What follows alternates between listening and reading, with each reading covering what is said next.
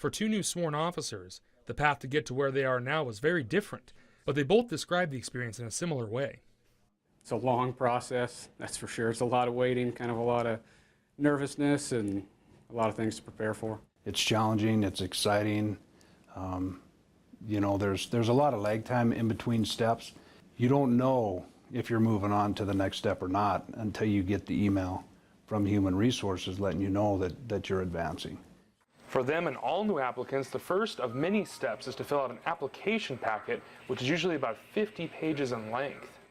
From the time we have the opening and post an opening until we have a real person, someone who is actually out on the street by themselves doing the job, is on average about a year. Then comes an aptitude test, followed by the Montana Physical Abilities Test. This narrows the pool of about 200 down to about 25. When applicants get through that, it's time for the first of two interviews with commanding officers. Some argue that this is the most stressful part of the process. It's something you definitely want to do well on. It's kind of a make or break moment if you make it to that part of the process. They want to see if you can think on your feet. And really, I believe the interview process is meant to be stressful. Because if you can't handle the stress of the interview, how am I going to be able to handle the stress out here on the street? From there, prospects are conditionally hired, meaning that they will be sent to the Law Enforcement Academy in Helena for 3 months of basic training. After that, they are expected to pass an extensive background check. At this point, we're down to less than 10 candidates. The academy is for everyone that carries a badge. It doesn't make a difference if you're fish and game, or highway patrol, sheriff's department, or a city officer. They all go to the same place, but their jobs are different.